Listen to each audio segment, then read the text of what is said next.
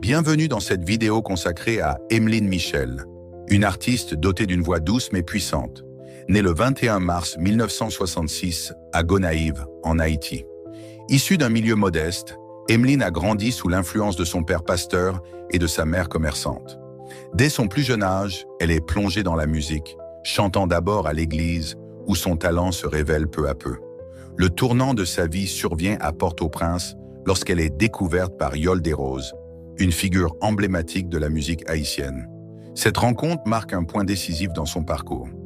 Yol devient à la fois sa mentor et une figure maternelle, l'accompagnant dans l'affinement de son art et sa préparation pour la scène.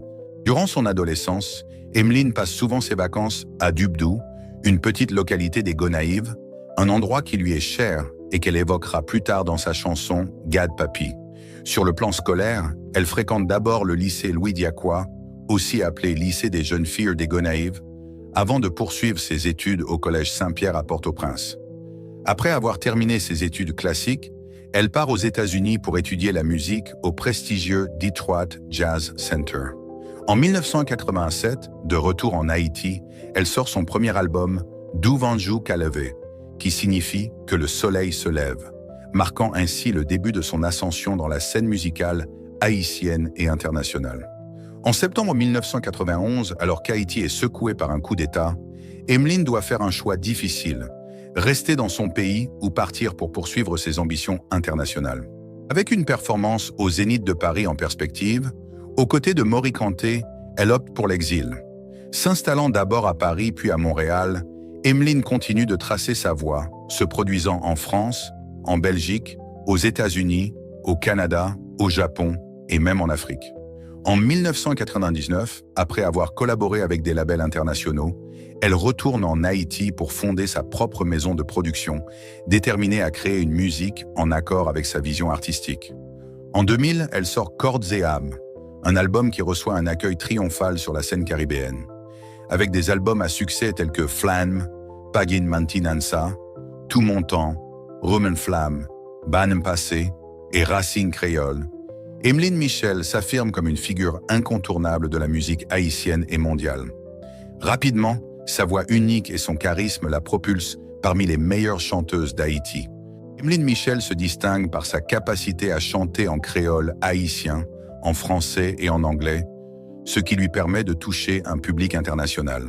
Sa carrière s'envole, la menant sur les scènes mondiales où elle collabore avec des figures emblématiques de la musique, tant haïtienne qu'internationale, comme James Germain, Lionel Benjamin et Betouva au basse.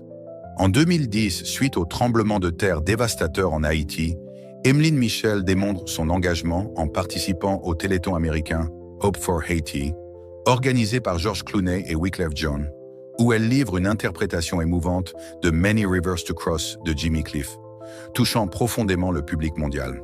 Elle représente Haïti lors de nombreux événements internationaux. Sous la présidence de Barack Obama, elle devient l'ambassadrice culturelle d'Haïti lors d'un événement à la Maison-Blanche.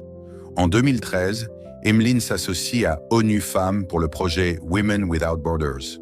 Aux côtés d'artistes internationales tels qu'Angélique Kidjo et Rokia Traoré, elle utilise sa voix pour dénoncer la discrimination et les violences faites aux femmes, envoyant un message puissant d'unité et de solidarité. En 2024, Emeline Michel est honorée dans le Massachusetts pour ses 40 ans de carrière, un parcours exemplaire au service de la promotion de la culture haïtienne à travers le monde. Aux côtés de Catherine Desmarat, alias Kit Kat, elle est célébrée pour son dévouement et sa contribution exceptionnelle à la musique haïtienne. Cette reconnaissance décernée par la Quasibion Foundation témoigne du respect et de l'admiration suscités par leur travail acharné. Aujourd'hui, Emeline continue d'être une ambassadrice de la musique haïtienne, portant la voix de son pays et des sans-voix sur les scènes internationales. Son influence dépasse largement les frontières d'Haïti et son héritage continuera d'inspirer les générations futures. Merci d'avoir suivi cette rétrospective sur Emeline Michel, une artiste dont le parcours incarne persévérance, passion et talent.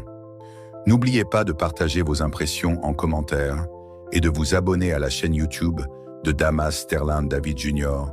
pour continuer à découvrir ensemble ces figures emblématiques qui façonnent notre culture. À très bientôt pour une nouvelle aventure musicale et culturelle.